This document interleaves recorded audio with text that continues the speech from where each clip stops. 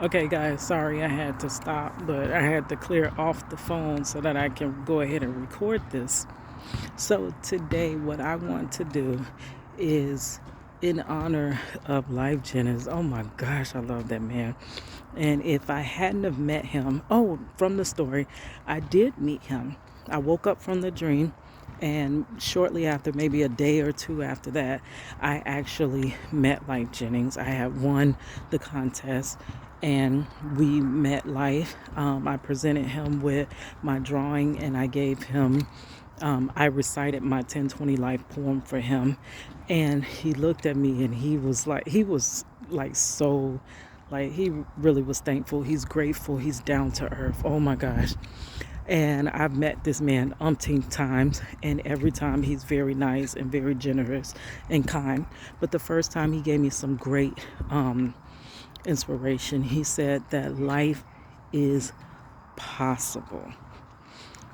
And tell that man to not give up, because I told him about how he inspired me because my husband is in prison wrongfully. He said tell him to never give up and that life is possible. And from that point, I felt like I I thought the dream just wasn't complete. Maybe it wasn't like Jennings, maybe it was somebody else. And that's when I got on this thing, which ended up starting Project Reach the World, where I would draw any and everybody, get my artwork plus a story plus a CD, because I used to make music about, this situation, being a prison wife, the things that me and our daughter had to go through, and the things my husband had to go through being wrongfully convicted. And I just started just distributing it everywhere, and it was called Project Reach the World.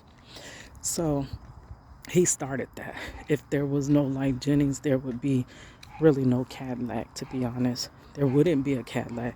It wouldn't be no Draw My Life Prison, nothing, if it wasn't for that man and his kind words and giving me inspiration, which shows you that you can actually affect others' lives. We're all connected, though we like to stay our own separate islands. We are all connected, girl. So I want to do my unsung. I am an artist, not a famous artist. Don't nobody care about your girl. Don't nobody care about your girl Cadillac, but that's okay. I always wanted to do an unsung, and I always told myself that when once I made it, I was going to do an unsung.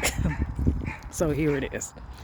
Okay, so I was born in Chicago, Illinois in 1981. Yes, 1981, the good old 80s. Born on, I think it was the South Side. Yes, and my mother and my father. Now my mother, she is from Chicago, Illinois. She's from the West Side of Chicago. My dad originally is from Lexington, Mississippi. He did move to Chicago because he told us that that was the thing to do, to move, from the South, the deep South of Mississippi, to go to Chicago in the fast life. And that's what happened. Now, previous to my dad moving there, my aunt had already moved there. She had a restaurant, and pretty much my mother and all my mother's sisters worked at that restaurant. And the best food, like I said in my Draw My Life, y'all can check those out. Give them a few plays, whatever. It took me a long time to draw all those frames, and that is why I'm called the Draw My Life Prison Wife. But yeah, so she had a restaurant, and basically my mother and father met there. And my mother said that he just said, "Do you want to get married?" And she was like, "Yeah, I want to get married. Let's go." Because she said the reason that she did it was because her mother had 9 kids. They were pretty much growing up on welfare or whatever. And she said she just really wanted to get, away from the confines of her mother's home. Like, she wanted to come up. And she felt like getting married, would be a come up. Not like that, girl, not no come up like that, but it would help lift her up. So she said, yeah, they didn't really know each other like that. So my dad had already been married, so he's a little bit older. by 9 years. Gosh. Ooh, 9 years? Is that right? No, that's not right. Because my mother was 19 when I was born, and my dad was 26. I'm close, somewhere around there, 7 years difference, whatever. So they got married in 1980. My mother said that she had to get permission from her mother to marry my father. And my grandmother gave her permission. She married my father. And the next year later, that was in June. And by the next year, here I come. 1981, here I come, girl, coming into this world. Who ain't nobody told me it was going to be like this. I might have turned back around and went back up in there. But here I come, and my mother said that I was a baby that never sat down. I ran everywhere I had to go. And she was like, she couldn't keep me from hurting myself. Like I was too like overactive, and I would always run. I'd go run and fall down the steps and this and that. And I was always getting into stuff. I was always touching stuff. I wouldn't stop. One time I pulled some grease off the stove, and then I still got that grease pop over my eye where I got popped by the grease because I just was always doing stuff. She said I always kept black eyes. I always was hurt, injured, whatever, because I was just constantly would not sit my behind down like, girl. Now my dad, he believed in, spanking that tail, but my mother, she didn't. She did, but she was the one that would always tell you she gonna whoop you, and she never did. She'll always forget. But now my mother would give you a lecture from now until the return of Jesus, but she is not going to really whoop you. I think I got whooped twice by my mother, which is crazy. So I was a very overactive child. As I got older, I think around in the mid 80s, my dad, he was a construction worker, and he was awesome. Him and my uncle, and they moved here to Orlando, Florida. Orlando, Florida was a bunch of nothing. It was orange groves. It was barely built up. It's like a lot of places that are still here in Florida that are, kind of nothing at all to look at. Like those places where Marcello is locked up, those deep south places. That's what most of this looked like. And we moved here. We did live in some apartments, and then I vaguely remember my mother coming. She would drive us clear across town and to the house to see the house that she was getting built for us. And this was in the mid 80s. So I remember our house being built from the ground up, like everything. And I remember most of these houses being built. And I do remember behind our house, the whole neighborhood that exists there and has been there for decades was not even there at all.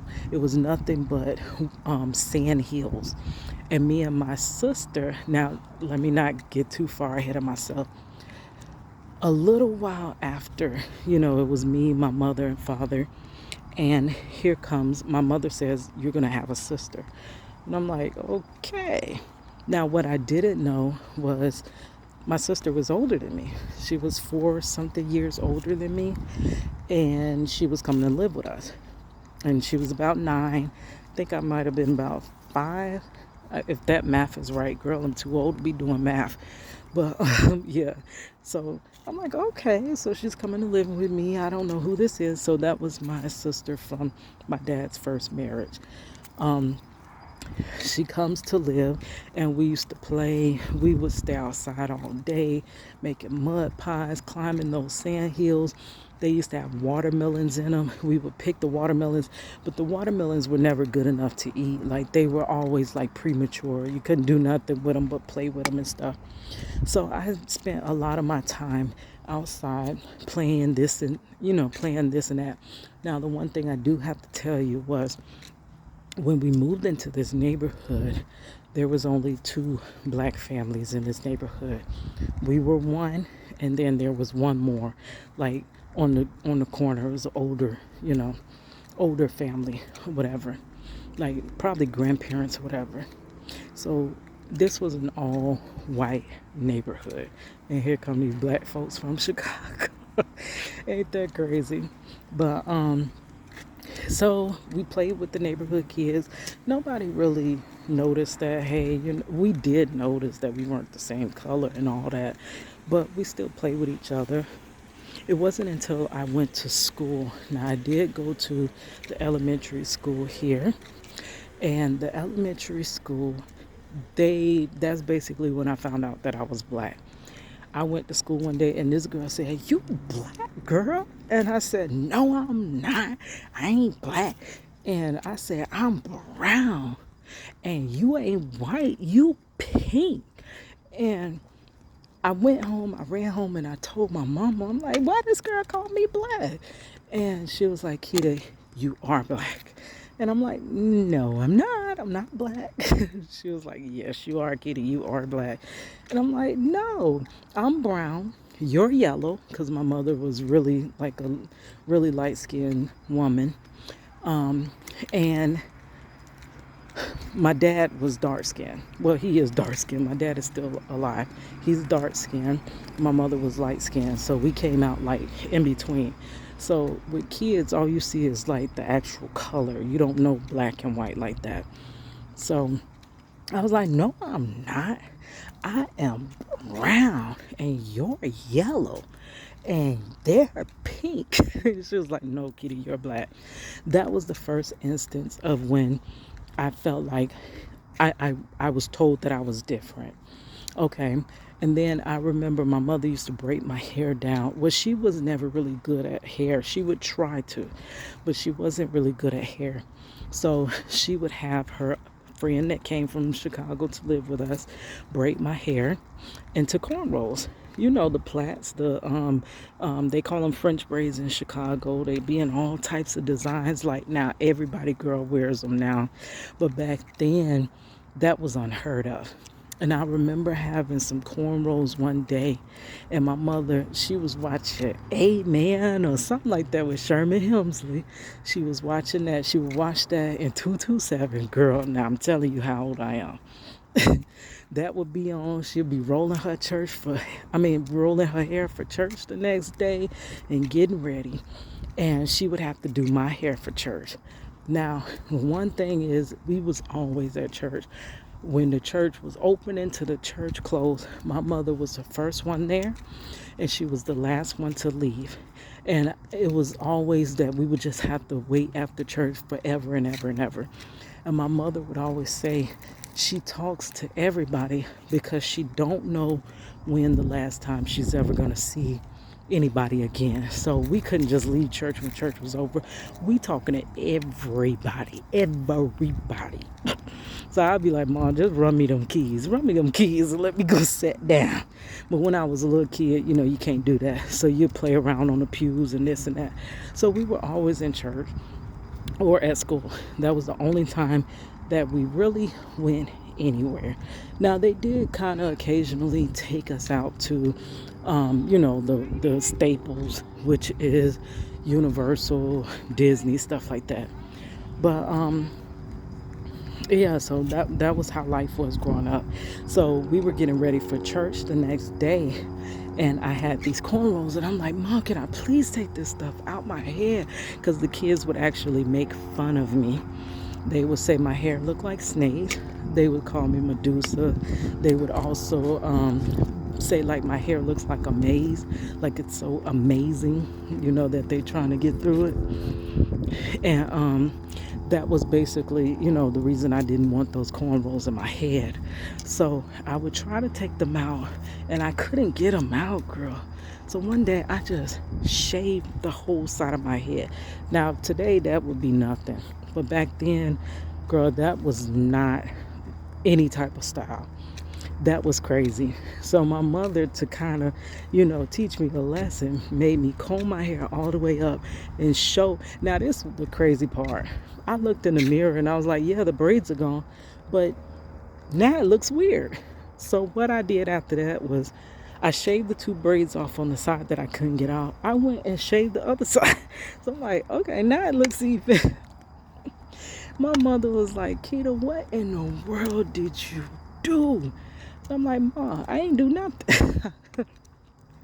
So for her to kind of embarrass me so that I would never do nothing like that, she made me wear my hair up in a ponytail and show all that skin baldness around my head. But I did that because I was so made fun of that, it's crazy. So then my sister was living here, and then I'm probably out of order a little bit. I had in 1990, my mother had another another daughter, had my sister Chris.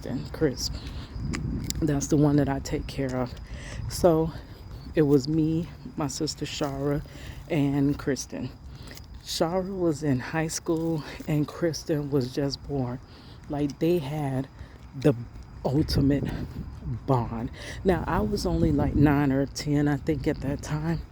And I loved that I had a sister, but it was kind of like, oh, nobody really cares about me now that Chris is here. Now I'm that middle child. Girl, that ain't no type of place to be in the middle. So Chris ends up coming. Shara, I always felt my older sister Shara, I always felt like, because she was so beautiful, this and that, and popular, so I was overlooked because I wasn't the oldest, but I wasn't the youngest. So I went through that. Now, I do tell in some other stories about how I started going. My mother then, once I got a certain age, wanted to put me in a black school so that I can, know how it is to be around more black people, because I really was only around white people growing up. And there's nothing wrong with that at all, to be honest with you. We're taught racism. We're not really, it's not born within us. We're not born racist, but, we're taught that stuff. So she wanted us to, be around other black people, to know how it is, to know that not everybody is as privileged as you are and stuff like that. Not that we were even spoiled. Not at that point. Not at that point. So it was me, my sister Shara, and my sister Kristen. Now, everything was fine. We had to split chores. We did chores. It was, I would do the bathroom. Shara had to clean the kitchen. We would have to help take care of Kristen. It was my mom, my dad. My mom worked Monday through Friday. From whatever time, 8 or 9 to 4 p.m. She always came home around 4 p.m. And we knew to get whatever mess we'd have made up by 4 p.m. when that minivan pulls in that driveway.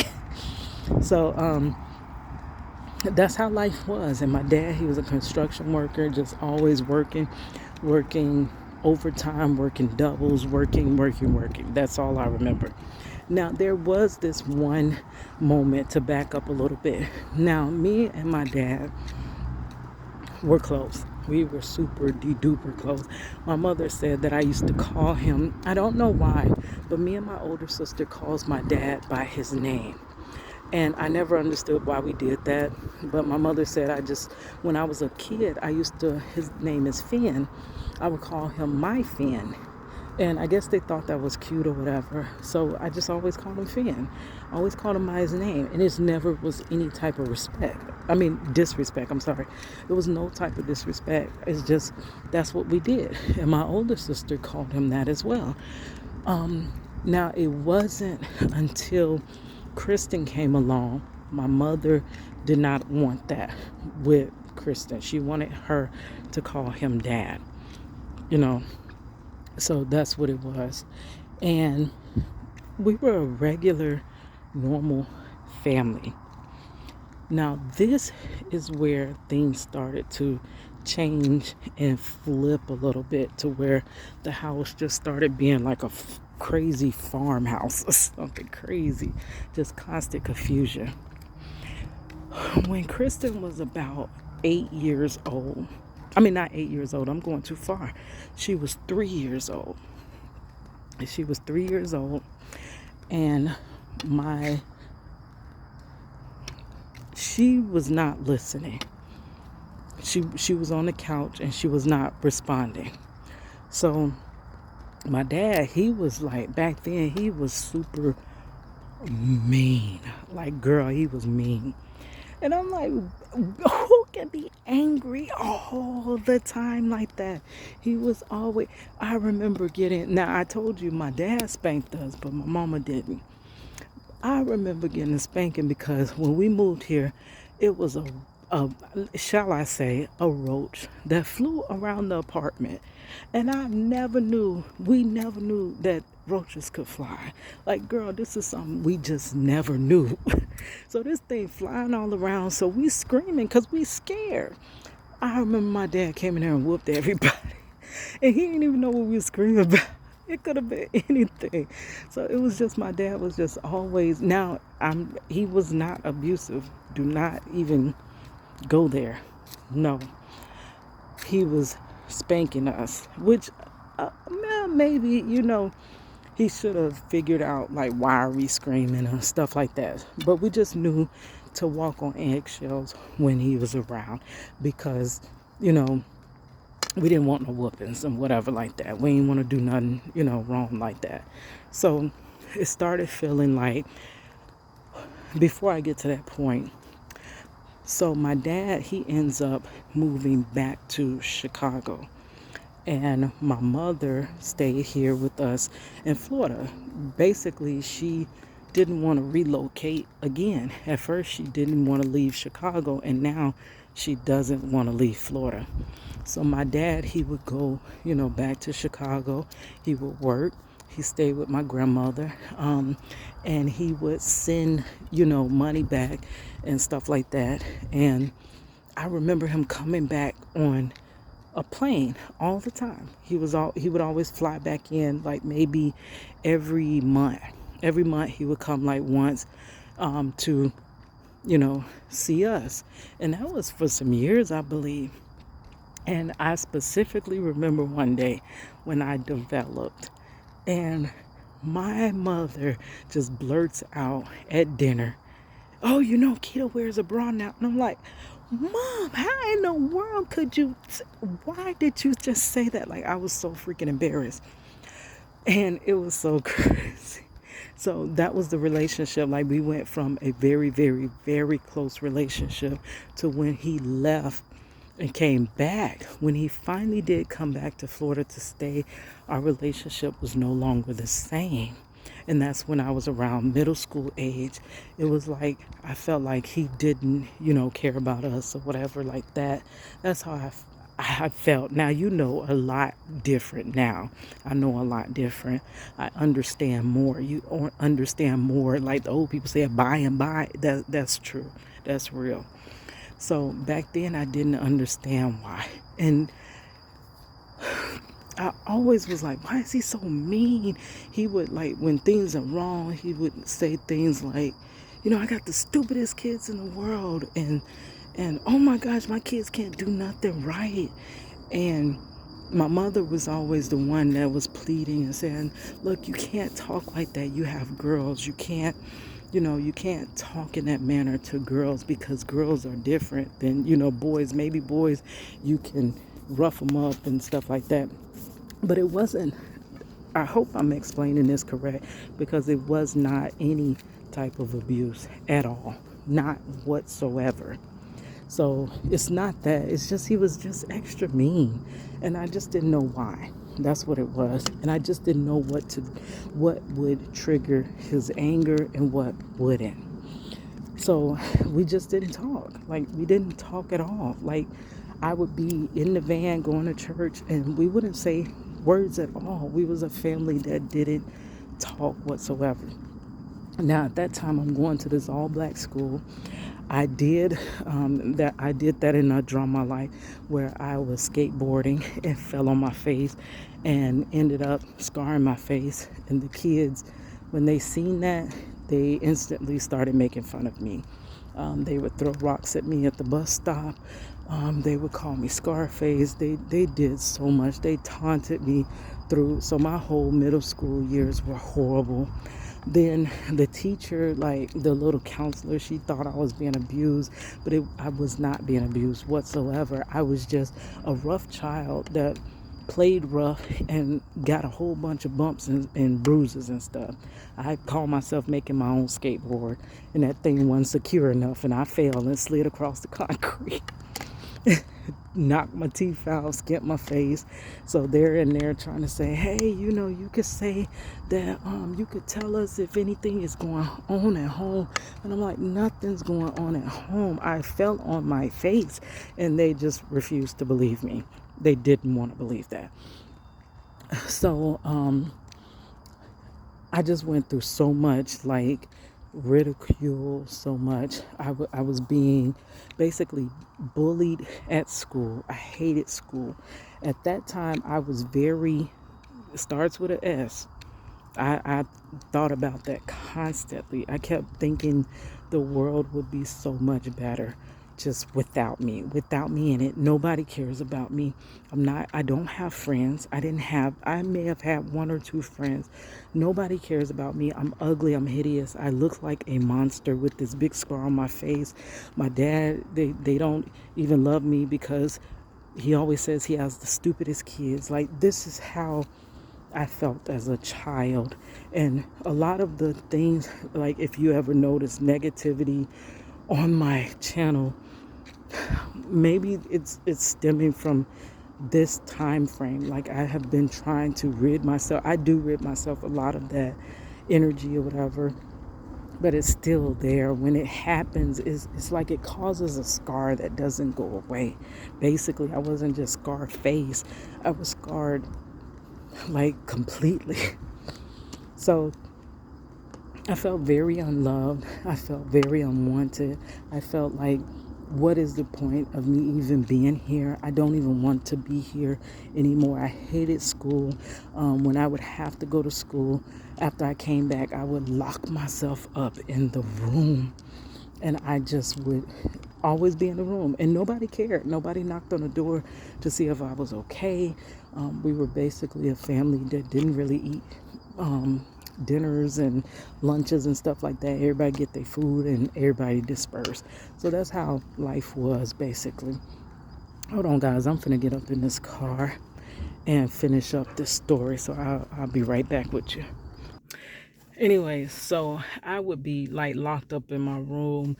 I felt like nobody cared about me. Nobody, I would think like if I just died or something happened to me, nobody would even notice. Who cares about me? So I was very lonely. It caused me to be very shy. When you're bullied, you don't want to talk to people because people, I don't know, people just beat you up on sight to the point where you don't even want to express yourself. You don't want to say anything. You don't want to, none of that. So when I'm skipping back and forth, I'm so sorry. I should have wrote this out. But okay, so my sister Kristen was born in 1990. Then in 1994, my sister, which my mother allowed me to name her Aaliyah, I named her Aaliyah, was born. And then in 1996, my other sister, Nakia, was born. And my mother allowed me to name her. I named my little baby sisters. And before them, my mother did have a set of twins that never were born, you know. So my mother would always say that she still got her twins, but she just felt like God felt like she couldn't handle them together. So he spread them out. You know, my mother was a very religious, very faith filled person. That's how my mother was. And so Kristen, around 3, now this was before the other two were born, she was not responding. So she wasn't, my dad had said, do something. And that's why I went off on that tangent. And she didn't get up and do it right away. So he was, when we didn't listen, we were spanked. You had to be spanked. But this is not abuse. Do not confuse this at all. It is not abuse, not at all. There was no abuse in our family. So my dad went to spank her, but my sister did not respond. And my mom was like, hold on, that's not, something's wrong if you're getting a spanking and you're not responding. Okay, so eventually, minutes later, my sister responds. And they're like, that's crazy. Like, that makes no sense.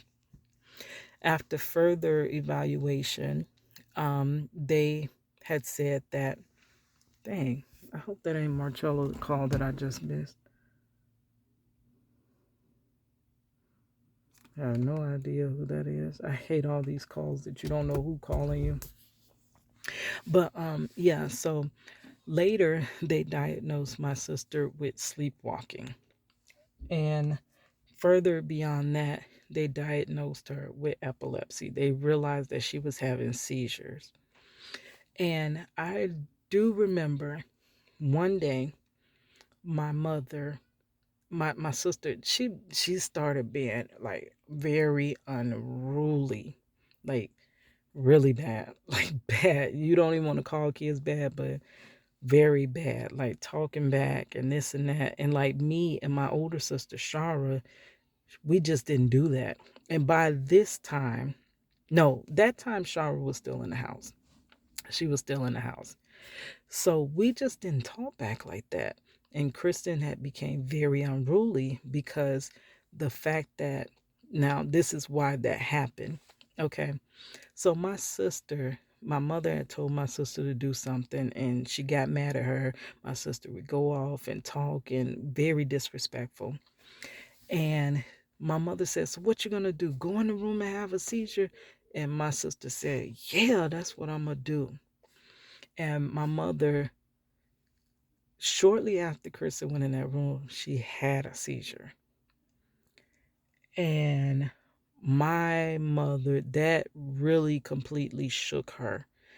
And she, at that point, after that, she no longer would get on Kristen because she would know that any type of getting on her would cause or trigger a seizure.